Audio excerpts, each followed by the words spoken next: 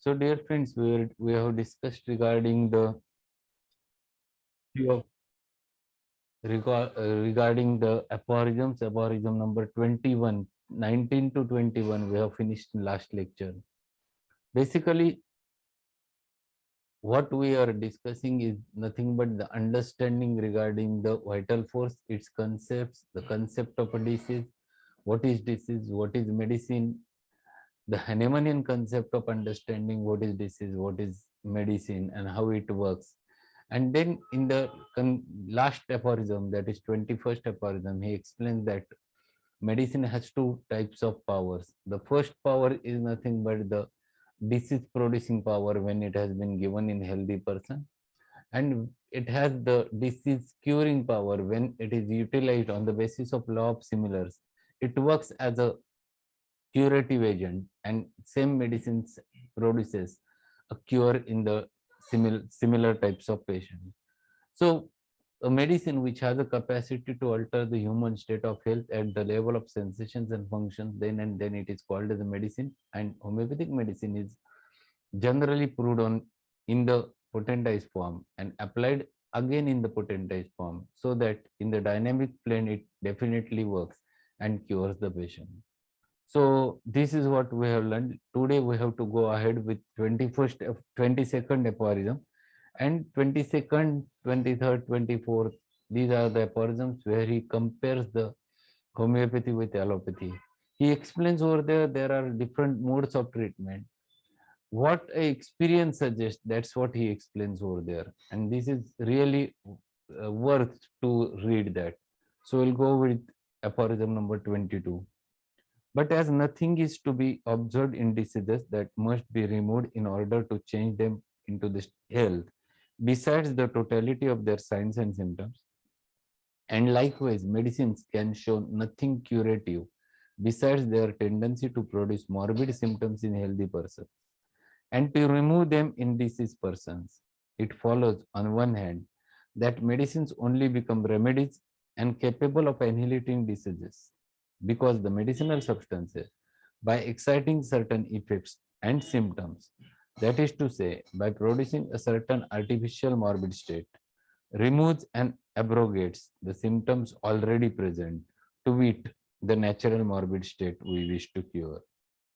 On the other hand, it follows that for the totality of the symptoms of the disease to be cured, the medicine must be sought which, according to experience, shall prove whether the morbid symptoms are most readily, certainly, and permanently removed and changed into the health by similar or opposite medicinal symptoms, proved to have a greatest tendency to produce similar or opposite symptoms. So now he starts explaining about few important things. So their first important point he raised over there is that, is there any similarity between the patient complaints and the medicine?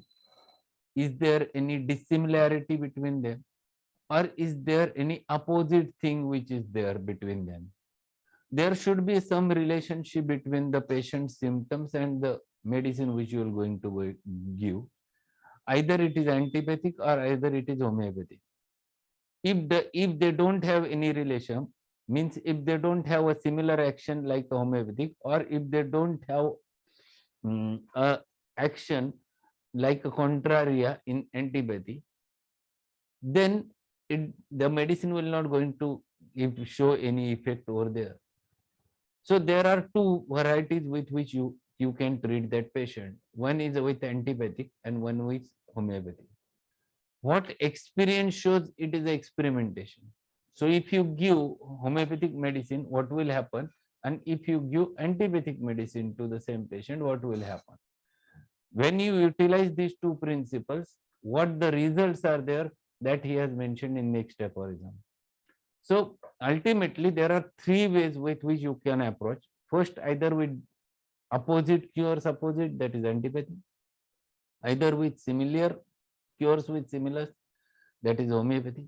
And third way, which is there is no correlationship between the patient's totality and the medicine given, and that is what is he labeled by the name of allopathy. This name is given by him. This word is used by Hahnemann. This is alloys. Alloys means dissimilar. So patient complaints are absolutely different and medicinal action is totally different. For example, we'll take a simple example. A patient has a headache. So patient complains of a headache. There is a severe pain in head. You give him a paracetamol. Paracetamol doesn't have action like it used to act on head and produces or reduces the headache. There is no similarity and there is no opposite thing. But paracetamol used to produce only a stimulation of the sweating. So there is not at all any correlation between the action of a medicine and the symptoms of the patient, and that's why Hahnemann says it is called as a dissimilar. It is allios, and this name he has given. He explains over there about the allopathy in the footnote, and it is a big footnote where he criticized allopathy in a dangerous way. What he says, just let us read. Footnote number 13. The other possible mode of employing medicines for the diseases besides these two is the allopathic method, in which medicines are given whose symptoms have no direct pathological relation to the morbid state, neither similar nor opposite, but quite heterogeneous to the symptoms of the disease. So this name he has mentioned over there, and there is no correlation between what are the patient's symptoms and what is the action of the medicine. This procedure plays, what he says, the words which he has used are very important. This procedure plays, as I have shown elsewhere, an irresponsible murderous game with the life of the patient by means of dangerous, violent medicines. The words, being an allopath, what he uses, he was the MD, physician from the same pathy. And what he says, irresponsible. There is no responsibility in that their treatment. Murderous game with the life of the patient. See what words he is using, because he was knowing what it used to produce. The medicines which were available during his time were really dangerous, or the methods which were present during Hahnemannian time really dangerous. And that's why he explains over there, by means of dangerous violent medicine whose action is unknown. Why he says it is the action is unknown? Because they are proved on animals. If any medicine is there, they are proved on animals and used in the human beings, considering it will act in the similar manner. And that's why Hahnemann says it is unknown, whose action is unknown and which are chosen on mere conjectures. Conjectures म्हणजे तर्क, which is only based on some speculation, some thought.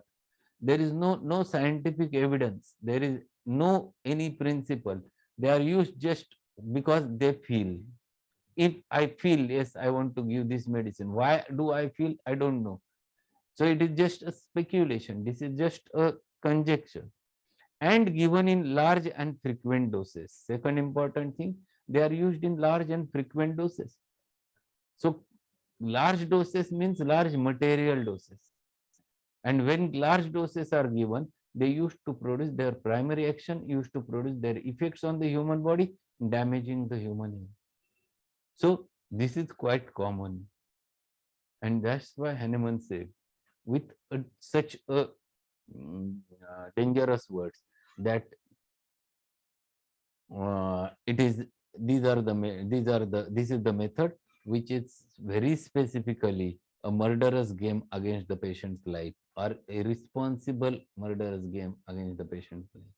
What he further says, again by means of painful operations intended to lead the disease to the other regions, and taking the strength and vital juices of the patient through evacuations above and below, sweat and salivation, but especially through the squandering the irreplaceable blood, as is done by renewing the routine practice, used blindly and relentlessly, usually with the pretext that the physician should imitate and further the sick nature in its efforts to help itself, without considering how irrational it is to imitate and further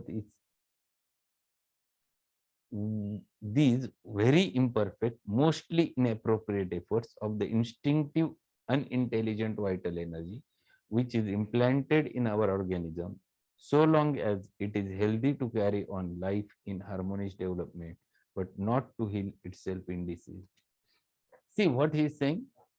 These were the first way was the giving the medicine. Another methods which were prevalent during his time were dangerous. They used to consider that disease has happened because something has entered in their body, some material, and that has caused the disease. No one knows what it is. And what do they used to do?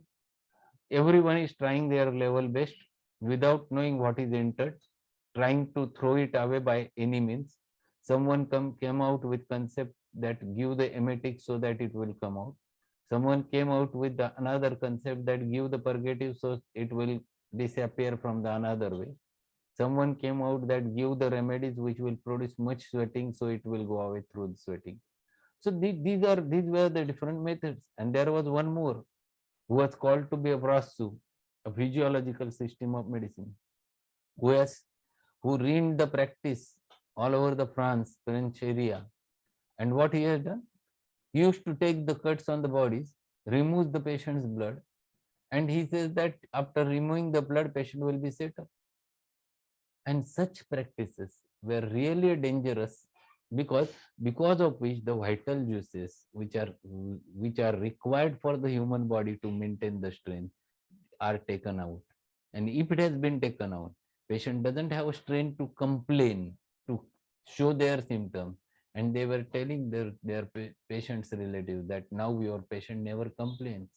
Now he is recovering, and patient used to die under such treatment. And that's why Hahnemann used very specific word. It is a murderous game. The words which he has used on the basis of those methods which were followed in his time.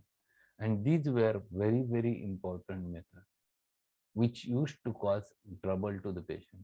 And this is a criticism against those methods Hahnemann have made and indirectly written over there in the footnote. For where it possessed of the such model ability, it would never have allowed the organism to get sick. When made ill by noxious agents, our life principle cannot do anything else than express its depression caused by disturbance of regularity of its life by symptoms, by means of which intelligent physician is asked for the aid. John, what do they used to do? There was one method. What they says that we are copying the nature. And what copy or what governing the nature they used to do? That if a patient has a vomiting, they finds it out logic that patient has to recover. For that purpose vomiting has happened. So if nature does that, we used to imitate the nature and we used to produce the vomiting. So Hahnemann have used two terminologies for that. For imitation, he has utilized the word deus naturae in the introduction. And after using similar method by producing vomiting instead of waiting for nature to act, and if they govern the nature, he says over there, governing the nature, minister nature. These are two terminologies he has used in the introduction part of this organ of medicine. And this is what he has criticized. If your logic is wrong, automatically everything goes wrong. So logic they used to use over there, that they are imitating the nature. Hahnemann says this is very long. No disease is cured by happening a vomiting. Vomiting happened because body has reacted only, but body has not reacted in order to get cure. It is a reaction instantaneous against something, but it doesn't mean at all that it is for the purpose of cure. And if you are considering this thought in your mind, your logic is wrong. And this is what he wants to explain, that our life principle becomes more weak when the vomiting happens. Our life principle becomes more weak when diarrhea occurs. Our life principle becomes more weak when the sweating happens. So such methods are not at all the methods for the purpose of cure. They are rather the symptoms of the disease. You have to understand that these are the symptoms and which you have to take into consideration for your totality instead of copying the nature and doing the same thing.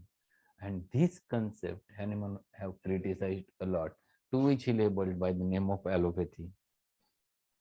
If this is not given, It strives to save by increasing the element, especially through the violent evacuation, no matter what this entails, often with the largest sacrifices or the destruction of life. So what he said, if those methods are continued for some longer period of time, the patient dies. The destruction of life happens to be there. If you used to produce again and again vomiting, or if you used to rob the blood of the patient again and again, what will happen? Ultimately, patient will die. So this is the destruction of life with which you are going. And those methods, Hahnemann tried to criticize over there. And this pathy is not the pathy which will